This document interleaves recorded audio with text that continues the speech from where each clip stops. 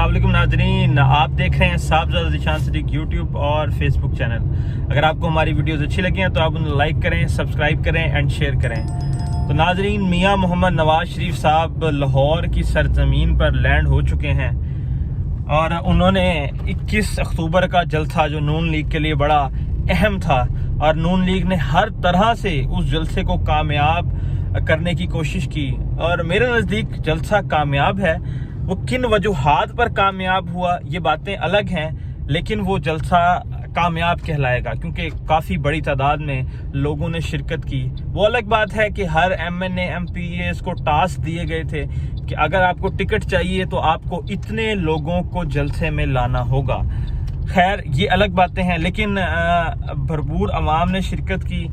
लेकिन जलसे में मैं ये समझ रहा था कि मियाँ मोहम्मद नवाज शरीफ साहब 4 साल बाद पाकिस्तान आ रहे हैं। वो एक एज अ लीडर के तौर पर आज जो स्पीच करेंगे उस स्पीच में कुछ इस तरह के फैक्ट्स एंड फिगर्स होंगे जिसमें हमें पता चलेगा कि मियाँ साहब एक लीडर के तौर पर वापस आए हैं और उन्होंने कौम के लिए कुछ नया सोचा है, कुछ नया करने को आए हैं। लेकिन मैं माजरत के साथ कहना चाहूँगा ये बात कि उनके स्पीच में कोई चीज़ ख़ास नहीं थी। वही अवाम को चूरन दिया गया कि भाई हम बिजली सस्ती कर देंगे, हमारे दौर में बिजली कम थी, अब बिजली ज़्यादा है। वही जी एटमी धमाके हमने किए। 12 एटमी धमाकों का ताल्लुक इनसे कह सकते हैं, उस टाइम के वज़ीर आज़म थे। लेकिन सबसे पहले जो असल बुनियाद रखी वो भुट्टो साहब ने रखी। एटमी पावर बनाने के लिए डॉक्टर अब्दुल कदीर खान साहब के साथ मिलकर बहुत उन्होंने मेहनत की और पाकिस्तान एटमी पावर बना। ये अलग बात है कि ये उस टाइम वज़ीर आज़म थे तो उसका बेनिफिट ये लेते हैं, लेकिन ये एस्टेब्लिशमेंट और हमारे आर्मी चीफ उस टाइम के उनकी बदौलत ही ये धमाके हुए और आज पाकिस्तान एटमी पावर है। दूसरी बात उन्होंने ये की कि मुझे मेरी बीवी और मेरी माँ को सियासत की नज़र कर दिया गया। जी हजूर, सियासत की नज़र कैसे कर दिया गया? आप मुझे इस चीज़ का जवाब दें।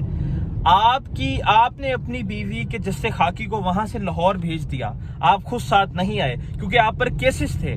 आप चाहते तो आप साथ आ सकते थे, लेकिन आप उस साथ नहीं आए क्योंकि आपको केसेस भुगतने थे, फिर मसाइल थे, तो इस वजह से आपने आना मुनासिब नहीं समझा। तो इसमें सियासत की नज़र आपने नहीं किया, आप खुद जानबूझकर नहीं आए। एक बात।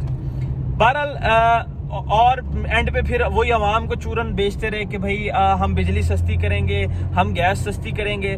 अवाम थक चुकी है सर, ये नारे सुन सुनकर अवाम थक चुकी है।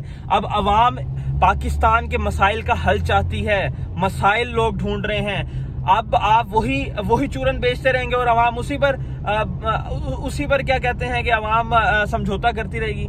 नहीं सर, नहीं मियाँ साहब, अब थोड़ा सा आपको अपनी सियासत को बदलना पड़ेगा। हाँ, एक बात अहम, ये जो हमारे मियाँ साहब थे ये पूरी की पूरी मजलूम सियासत करने आए, बिल्कुल मजलूम अपने आप को शो कर रहे थे। आप देखें कि जैसे ही जलसा गाह पर पहुंचते हैं तो मरियम नवाज रो रही हैं, मियाँ साहब रो रहे हैं। नहीं, जो जिला वतन किया गया था आपको, आप मुझे बताएं, आप तो खुद गए थे, आपके प्लेटलेट्स कम हो गए थे, आपके बड़े मसाइल थे, तो आप चले गए।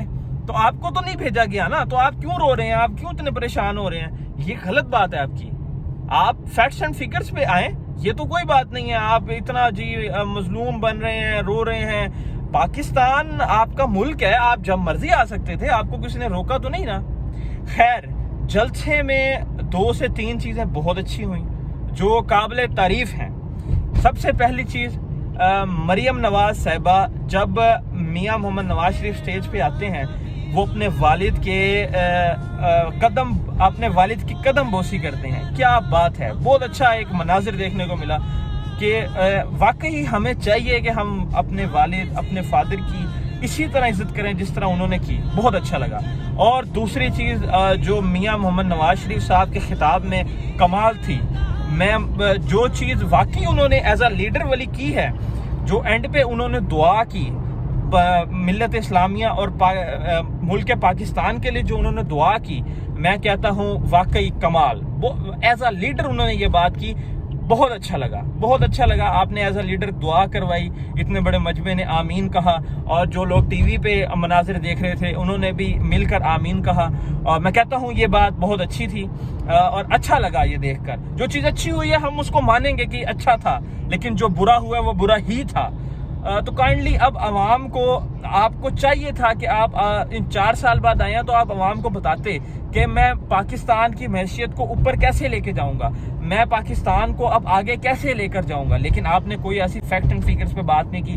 جسٹ سمپل آپ نے کہا میں آئی ٹی سیکٹر کو اٹھاؤں گا، میں اور چیزوں کو بہتر کروں گا، لیکن آپ وہی بات ہے کہ آپ 4 سال بعد بھی وہی سیاست کو لے کر بیٹھے ہیں، وہی سیاست جو اتنے سال پہلے بھی آپ نے کی اور اب بھی کرنے جائیں گے، تو اس کا کوئی فائدہ نہیں ہے۔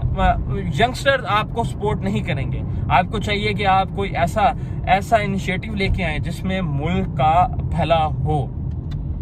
خیر آگے دیکھتے ہیں کیا ہوتا ہے، آج کے لیے اتنا ہی، ہمارے ساتھ رہیے گا، جزاک اللہ خیرہ۔